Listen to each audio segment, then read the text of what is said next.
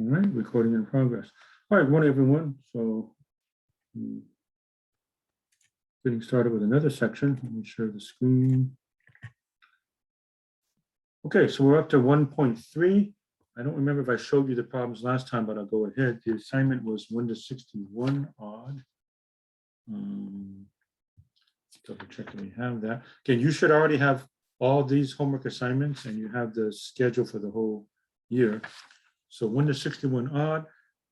Okay, so again, for some of you who don't ever want to get the book, I'll always show you what the homework problems are and any of the key pages. Okay. Yeah, I might be going fast on this because I know you can always pause, right? I mean, you're not supposed to try to copy this all down right now, obviously. If I just get you a good focused view, you can always pause it, rewind, fast forward as much as you want. Just get you all the problems. And let's see, we had to go to 61. So let me get you 61 here. 9, and there's 61. Okay. All right, so that's that. Okay, so schedule-wise, up to 1.3. Again, cross off 1.5. I'm skipping 1.5, so they become buffer days. So I can afford to spend a couple of days in 1.3, a couple of days in 1.4, it looks like. Okay, format of the quiz. So you've seen one quiz. All the quizzes are going to be pretty much like that. So I give it to you on Friday, and you have until 11:59 p.m. that evening to submit it. That's plenty of time. Even those of you that aren't here live and are going to watch the video later, I usually get the video out maybe later that morning, but at the latest, let's say 1 or 2 o'clock in the afternoon. So if you look at the video 1 or 2 o'clock in the afternoon and the quiz is due 11:59, you still got what, 7, 8, 9 hours to finish the quiz. So that's more than enough time. So I should have emailed you back. So all the quizzes are like that. Just do the work, take a picture, click, click, click on your cell phone, email it to me, and I'll email you back. You should have gotten a reply email back during the weekend. If not, let me know. The quizzes are out of 5. So you got 5 out of 5 or 4 out of 5 or 3 out of 5 or whatnot. And I sent over the weekend the video for the solutions, right? So that's generally how I do it. Right. Now, some of you did not turn in a quiz. So if you don't turn in a quiz, that's a 0. And that's the only sort of quote unquote attendance that I have. So again, I don't call the attendance on a day-by-day basis. So, you know, there's not that many of you that are here face-to-face right now. I think there are maybe 12 or 13 of you last I saw.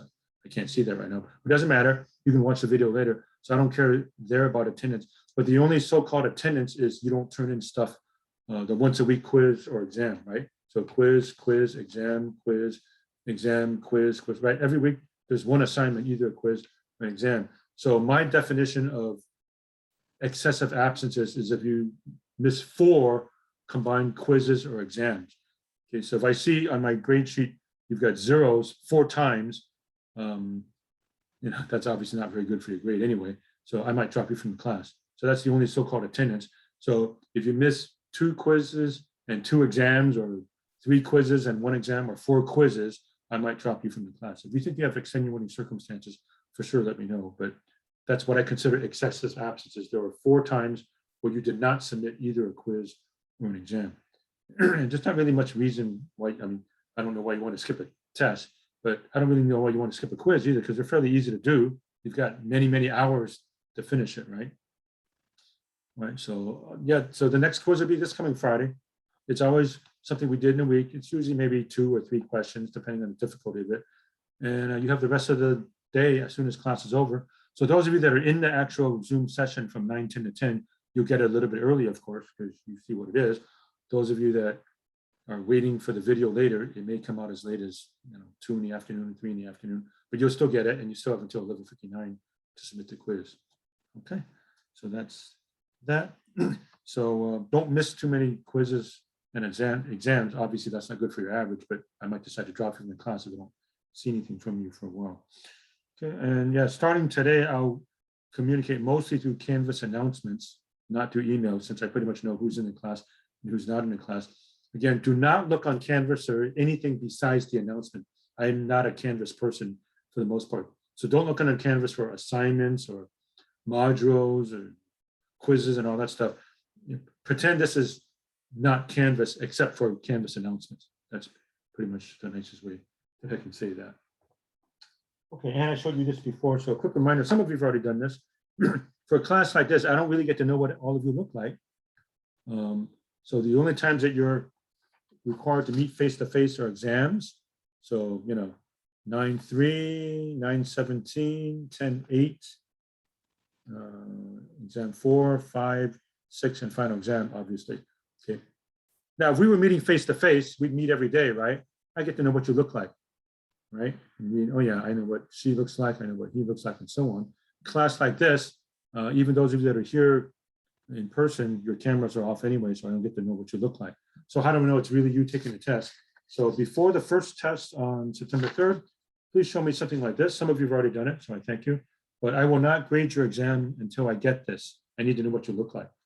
So let's say for a driver's license, like I've got here, all I need is your name and the picture, and you can cross off everything else.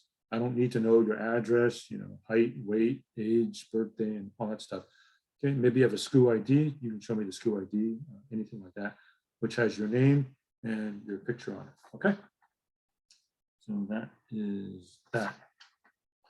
Okay, and then we were going to start 1.3, right? So let's go ahead with 1.3. And so last Friday, I just gave you a quick introduction to what you need.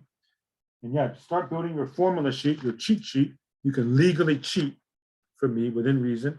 So you can have one sheet of paper, okay, like this standard size paper, 8.5 by 11. You can write on both sides, put anything you want. In fact, I'm giving you suggestions as to what to put on your formula sheet from time to time. So I suggested to you for 1.3, okay, the distance formula, page 16, the distance between 2 points, square root of x2 minus x1 squared plus y2 minus y1 squared. The book has x1 minus x2 squared, y1, that's okay. Formula for the midpoint, it's not really that big a deal. You average the x's and average the y's. So maybe I'll just put down average x, average y. Okay. I'll just mention quickly, this comes from the Pythagorean theorem. So I'll just say quickly, how do I find the distance between these 2 points? Well, I can figure out this distance, and I can figure out this distance, and have a right triangle. A squared plus b squared equals c squared, right? So the distance from here to here is x2 minus x1. Okay? To be absolutely fine about it, if you don't know which one is the larger, you put absolute value of x1 minus x2. And then I have this vertical distance, which is y2 minus y1. And here's the hypotenuse. So if I want to have this distance, the square of this distance, d squared, is x2 minus x1 squared plus y2 minus y1 squared. Take the square root, it looks like this. Okay. Now, you may not have understood all I said about this. That's okay. Some of you may have gotten it, and some of you want to know, right? Where does this formula come from, right? So you say, where does the formula come from? It comes from the Pythagorean theorem. But ultimately, to do the problems, just this. Distance is the square root of x2 minus x1 squared plus y2 minus y1 squared. Okay. And I have a midpoint, question. average the x's, average the y's. And a little bit of theory on equation of a circle. So here's a circle. Center, they call it HK, anywhere in the XY plane. The radius is R. Well, if I go anywhere on this circle, the distance away is R. So I use the distance formula. R is the distance from any point, x comma y, to HK. In other words, the square of the radius using the distance formula is x minus h squared plus y minus k squared. If you square both sides, it ends up looking like this. So this is what I recommend putting on your cheat sheet. Okay. The formula for the equation of a circle, x minus h squared plus y minus k squared equals r squared. The center is h comma k, and the radius is r. Okay, if the radius is 1, you'll often hear the expression unit circle. Okay, and you might recall in Trig, in your Trig class, we did a lot of unit circle stuff, right? And yes, we will have a little bit of Trig in our class, a review of Trig. Okay, unit circle means the radius is 1.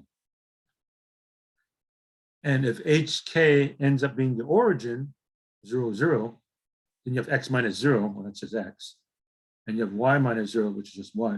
So the unit circle that you have in Trig, and we'll get to that when we get to Trig, the equation of the unit circle is x squared plus y squared equals 1. Okay. All right, so that's theory, and we're ready to start doing some of the problems. All right, so here we go.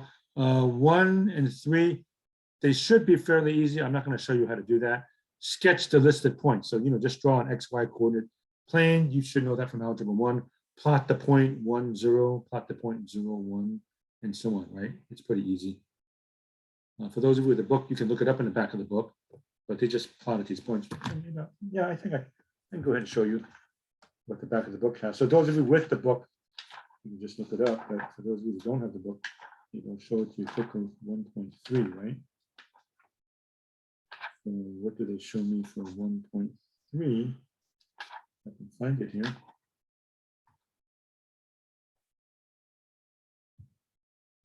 Right, so number 1, they just plotted the points. Number 3, they just plotted the points, right? 2, 3, whoops. 2, 3, negative 2, 3, blah, blah, blah, blah, blah, right? So if you want, here's the answers to 1 and 3. Just plot the points.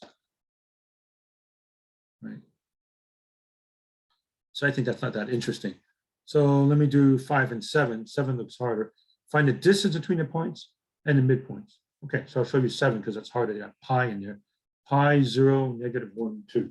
So how do you do something like that?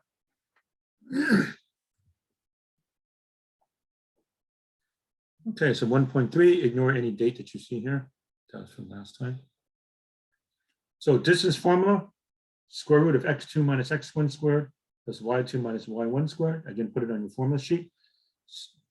Get used to this. You use this language a lot in calculus. Sometimes we call this delta x, the change in x. Delta x and delta y is what you want to call this sometimes.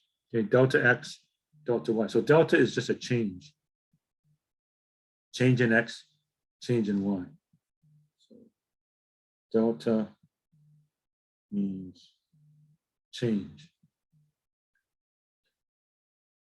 Okay, so it's just going to be that minus that, pi minus a minus 1, pi minus a negative 1, that's pi plus 1 squared, plus 0 minus 2 squared. Okay, so I just work it out. So pi plus 1 squared, use the formula for the square of a binomial. Pi squared plus 2 pi plus 1, you might recall. And then I add 4, that's 4. So final answer, square root of pi squared plus 2 pi plus 5.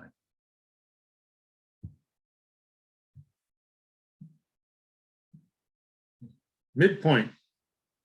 Do the midpoint rule. Take the average, add them up and divide by 2.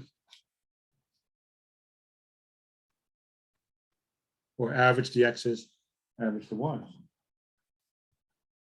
So pi plus a negative 1, pi minus 1 divided by 2. 0 plus 2 divided by 2. Average x, average y. Now pi minus 1 divided by 2, you can't really do a whole lot with it, so just leave it that way. Pi minus 1 over 2. But this one you should simplify. 0 plus 2 is 2. 2 divided by 2 is 1. Okay, and that's a positive 1 there. So pi minus 1 over 2, comma, positive 1. That's what I was indicating there.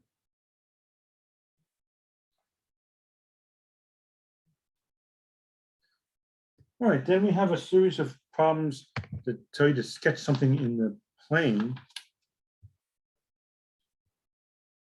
All right, so I did 7, you do 5, okay, and I'll do a bunch of these. You might be wondering, hey, he's doing some problems right off the homework. Yes, that means there's a little bit less you have to do. Except go home and copy it and, go over it again. Okay, indicate in an XY plane those points for which the statements hold. Okay, so how do you do that? All right, so number 11. Again, number 11 is right off the homework. X is greater than 1. Okay, now, you might recall x equals 1. X equals 1 is a vertical line from algebra. Now, see how I got a dotted line? It's a dotted line because I don't have the line underneath it. If it had a line underneath it, it would be a solid line. And I'll show you that in the next example, right? There's a line underneath it, so there'll be solid lines. but x is strictly greater than 1, meaning if x equals 1, it's not true, right? So I draw myself a dotted line, and then I want stuff bigger than 1. Well, like 2 and 3, that's on this side. So I just shade everything on this side. So here's the graph. Here's the vertical line, x equals 1. You might recall that from your algebra. X equals something is a vertical line. And then you want stuff bigger than 1, like 2, 3, 4. So I shade everything here. And then what's all this stuff? In case you forget what this looks like, x equals 1. X equals 1, well, that's like 1, 0, 1, 1, 1, 2. Well, 1, 0 is here, and 1, 1 would be here, and 1, 2 would be there. And then I think, okay, if I plot them, I end up with a vertical line. Okay. It's a dotted line, dashed line, because I'm not really counting points that are on the line. If I had the line underneath it, it'd be solid. And then shade the region bigger than 1, that's over here. If it said less than 1, over here. Okay.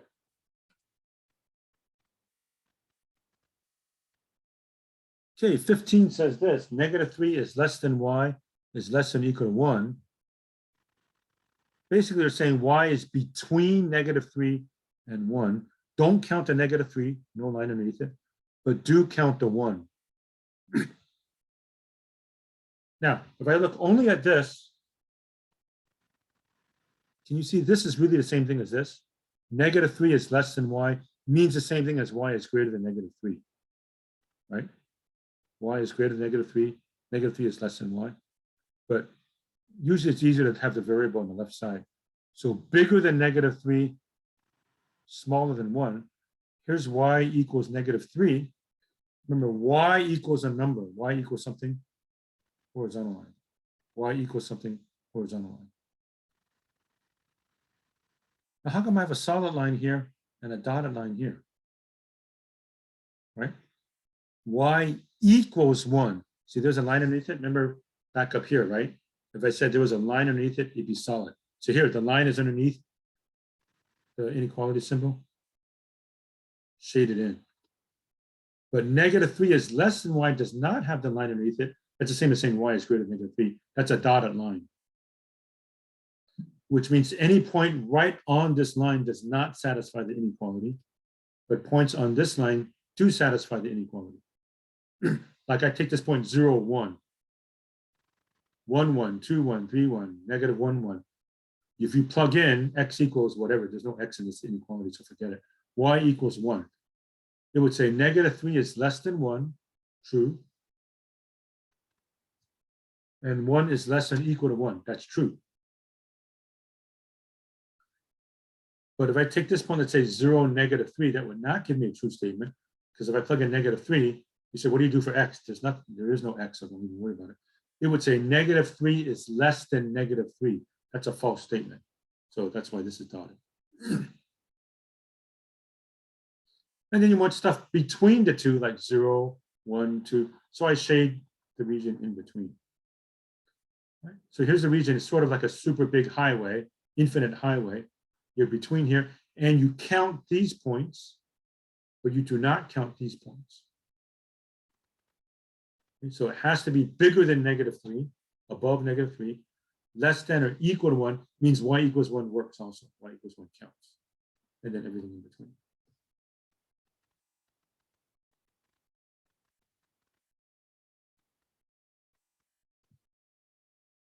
All right, 21 is much harder, but it does piggyback on a concept we had in the previous section. Absolute value of x minus 1 is less than 3, and absolute value of y plus 1 is less than 2. How do you do that?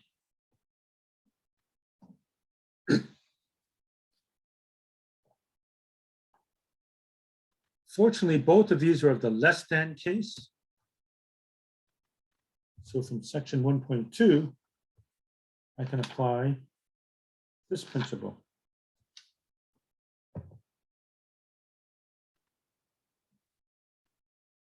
Absolute value of x less than something means x is between negative a and a.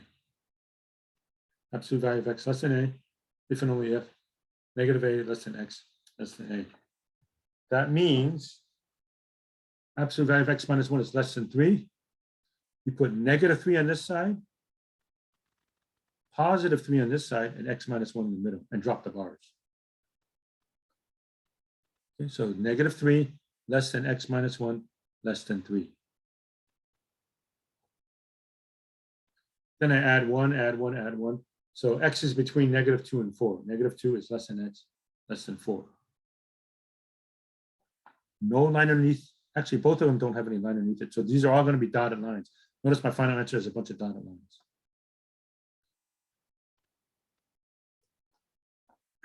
Okay, do the same thing with this one. Absolute value of y plus 1 is less than 2. So what you do is you put negative 2 on this side, positive 2 on this side, drop the bars, and make them less than. So see how it goes, negative 2 here, less than y plus 1, less than 2.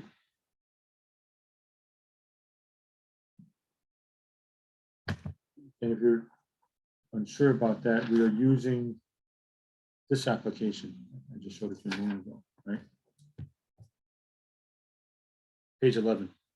Absolute value of x is less than a, means you put x in the middle, negative a on this side, positive a on this side, and less than, less than. So it looks like this. Subtract 1, subtract 1, subtract 1. Negative 3 is less than y is less than 1.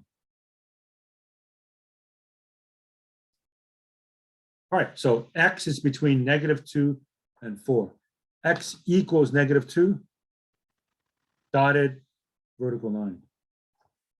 X equals 4, dotted vertical line. So we want everything in between these.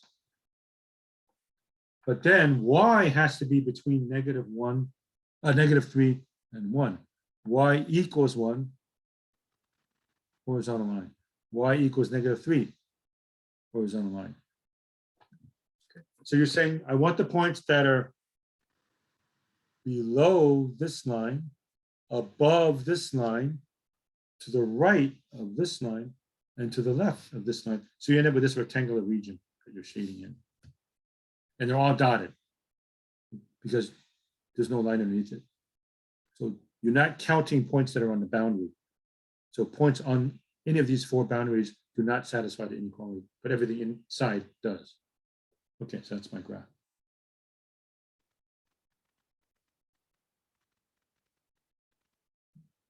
Okay. All right, that takes care of those kind of problems. So the 9 to 21 set, I've shown you a few of those already, so hopefully you can try to figure out the rest. All right, I'll show you some circles. I won't go that much longer, and then we'll pretty much be done unless you have any questions. Okay, so circle looks like they give you a center and a radius and sketch. And center and radius and sketch. Okay, so I'll do some of those. So I'm going to apply this thing, page 17.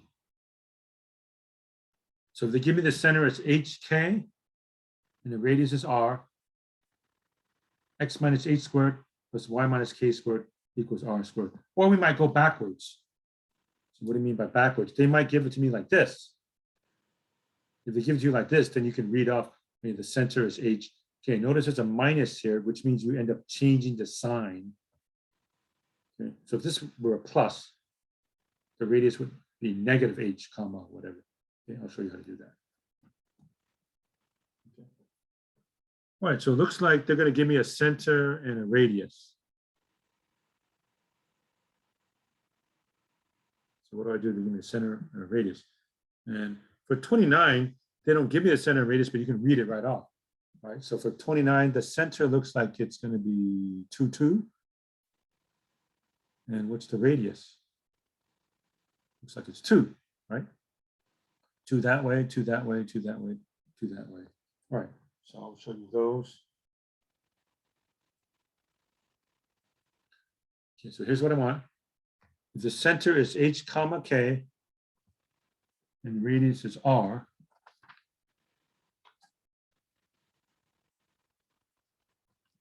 The equation is x minus h squared plus y minus k squared equals r squared. That's the equation of the circle. All right, 25. The center is -2, 3, and the radius is 2.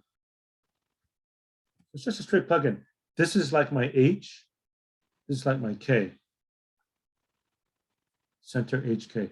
Here's the radius. So 2 goes here. So if I put a 2 here, it's 2 squared. So what's the right-hand side become?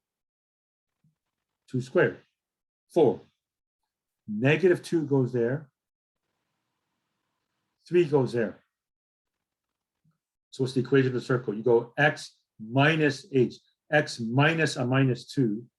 X plus 2 squared plus y minus k squared. K is 3. Equals 2 squared, 4. That's it. How do you graph it?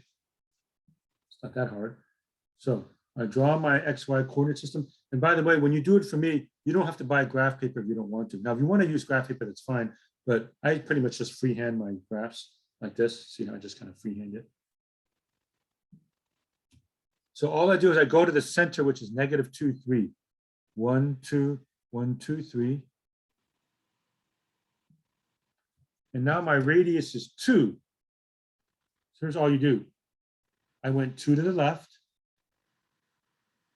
2 to the right, 2 up, 2 down, and just go like this. And don't worry about artistic ability or inability. I'm not an artist. Okay, just kind of go like that. I'm not going to take off points because of how the circle looks. Well, you should not make it go straight lines. So don't draw like a diamond.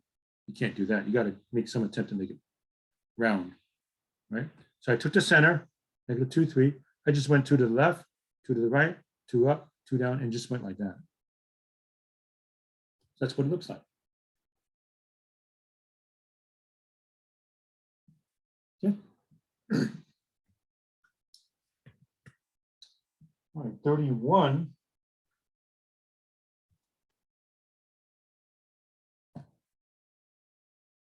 Find the center and radius and sketch the graph. X squared plus y squared equals 9. It's a little bit easier, I think.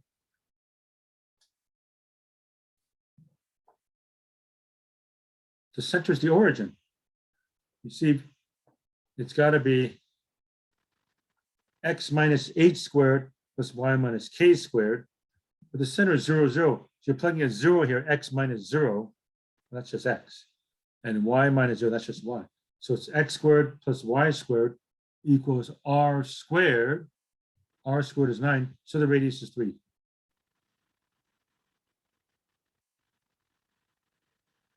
That's all there is to it. So center is the origin. Draw my xy coordinate system. There's the origin. Radius is 3. So I went 1, 2, 3 to the left. 1, 2, 3 to the right. 1, 2, 3 up. 1, 2, 3 down. And just kind of round it.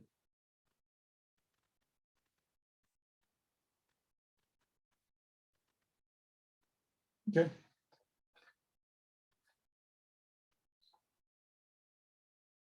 Okay, 35. X minus 2 squared plus y plus 1 squared equals 9. Okay, so if you look at the equation right here, it goes x minus 2. So my h is 2. Here it says y plus 1. The formula has a minus. So y plus 1, you want to think of it as y minus -1. Okay, so if you're forcing it to look at the formula, this is y minus a -1, which means k is -1, right? So x minus h squared, that's easy, x minus 2 squared. This one has a plus. So y plus 1, think of it as y minus a -1. That way it looks like this, right? Y minus k, so k is -1. So the center is 2, -1, and the radius is 3.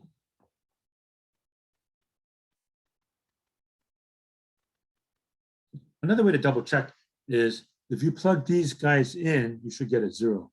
right? In other words, if you plug in 2, 2 minus 2 is 0. If you plug in -1 plus 1 is 0. Okay. And then the radius is the square root of this number. So the square root of 9 is 3. All right, then the graph. Center is 2, -1. 1, 2, 2 to the right, 1 down. And then all I did was go 3 to the left, 1, 2, 3. 3 to the right, 1, 2, 3. 3 up, 1, 2, 3. 3 down, 1, 2, 3. And then just kind of go like that.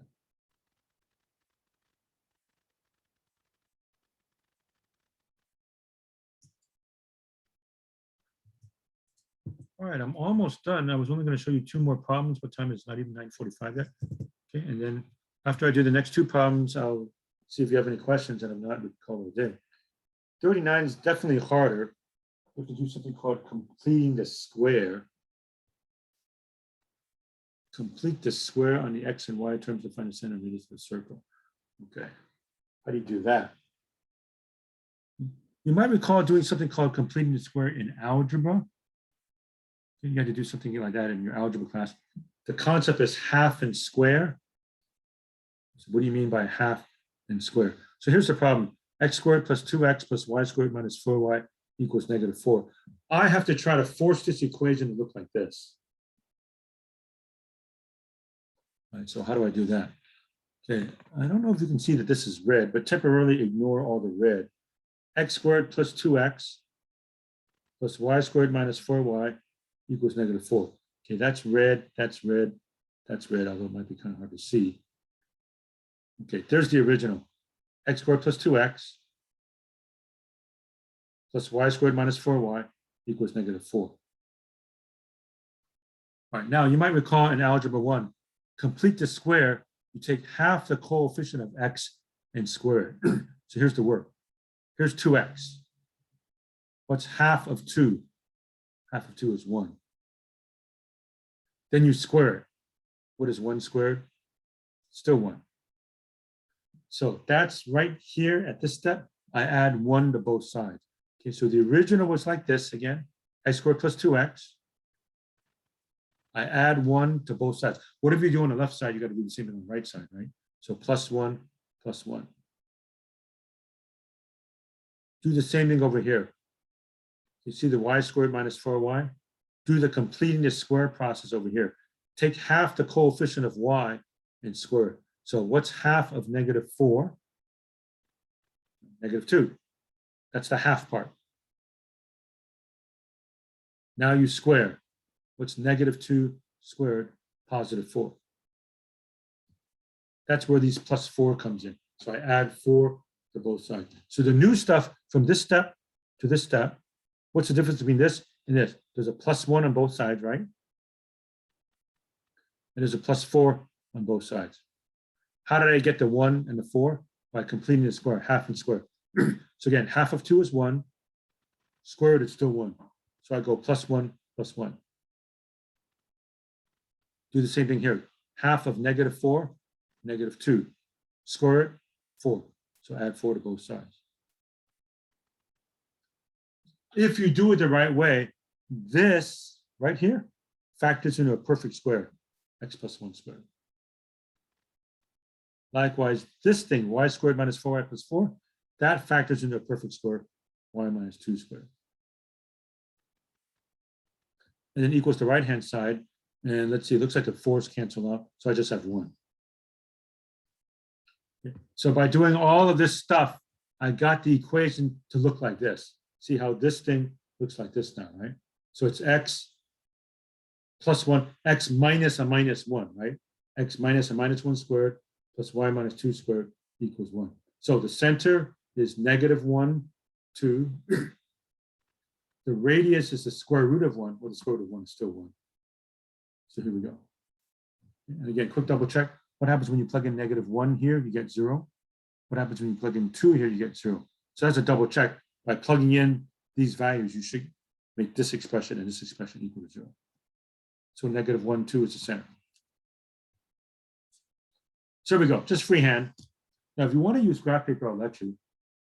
but I'm not going to make you buy it if you don't want to. But of course, there's graphing tools already out there. Some of you with your iPads and so forth. Okay, -1, 2. 1 to the left, 2 up. Here's the center.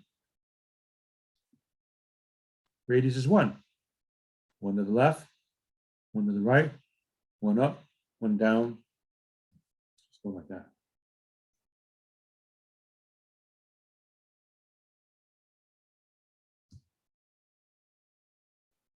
All right, and last one I was going to do for today was 45. Sketch the region in the xy plane. So 45, the set of xy such that 1 is less than x squared plus y squared is less than 4.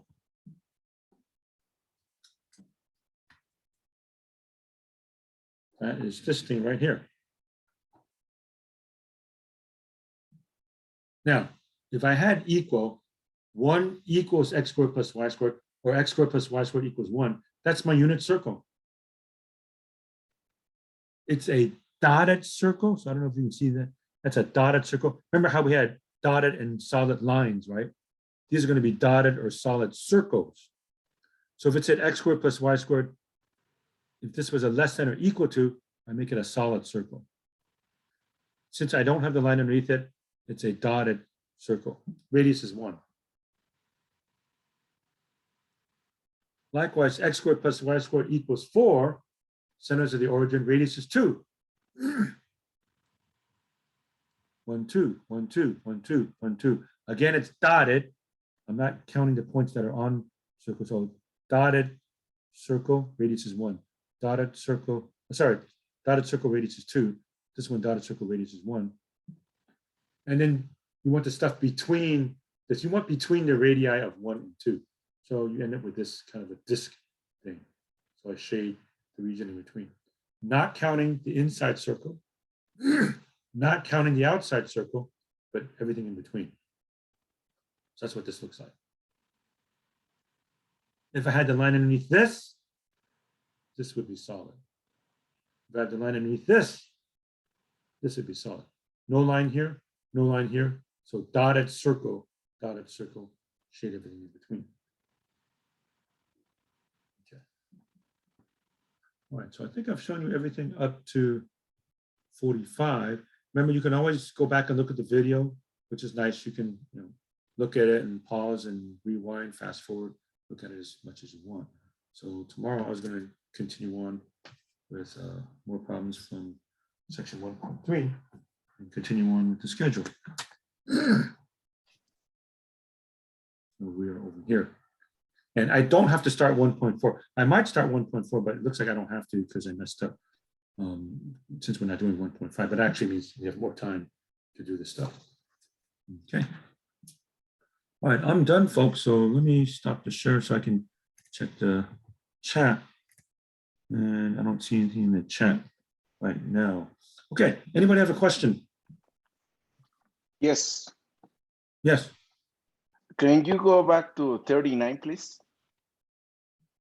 Back to 39, Yeah, they completed in the square. Okay, let me put that back up here.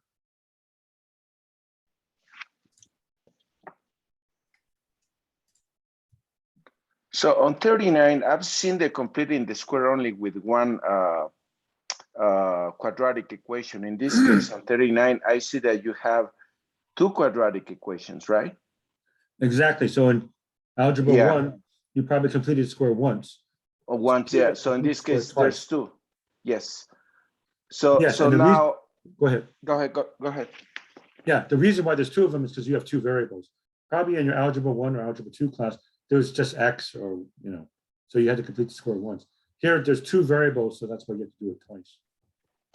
So my next question is, I understand well completing the square, meaning that the second variable, the coefficient, that's where we divide it by 2, right? So like a 2x, I divided 2 divided by 2, which is 1. That's normally what I do it. And and on the y, I do I carry the sign as well, -4 on both sides? Yeah. No, negative 2 divided by 2, right? Which so becomes -4, -2. half of that is -2, right? That's right. 2. Yeah, sorry. Yes. So now, once I found those two values, so then do I move to the right side 1 and -2? Yeah, after you do the half and square bit. So I square 4. That's when I add 4 to both sides. Over here, after I do the half and square business, I got 1. Then you add 1 to both sides. Okay, So those right here, plus 1, that's plus where I 1. got a little bit lost.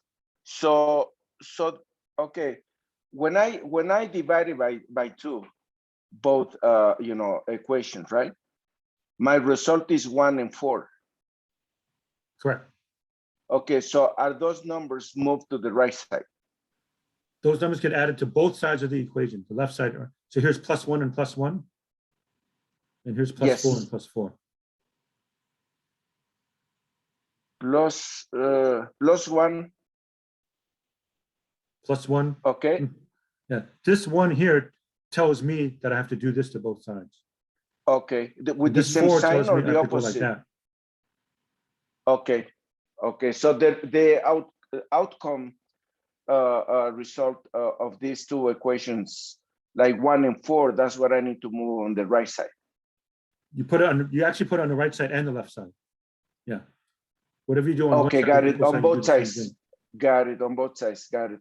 Yeah. Okay, and then I just reverse the quadratic equation as x plus 1, or you know, and stuff like that. Exactly. So you factor this, Okay, and you factor this, and the whole reason why we do all that stuff is to make this equation look like that. See, that way I can Got read it. off the center and radius. See, when the problem Understood. starts, And see, that doesn't look like that, so I have to force it to look like that, right? I have to make it look like the way I Yes. want it to. And now it Okay. does. Got it. Okay. And then, yeah, when you do -4 plus 4, of course, you end up getting only 1, which is the radius. Correct. So the right-hand side just becomes 1. Yes, that's going to be my radius then. Yeah, it's the square root of 1, but in this case, the square root of 1 is 1. But if this came out to be like 9, then the radius is 3. Okay, got it. So I still need to square once I get the result on the right side. Mm-hmm. Got it. This is the Okay. completing the square process. Got it. Understood. Yes. And for the exam, that's going to be from 1.2 to 1.6. The exam is everything in chapter 1. Yeah. So it'll cover So that's what I'm looking at. 1.2 to 1.2. 1.8. All of just think of it as all of chapter 1. Okay. Or chapter 1. Yeah.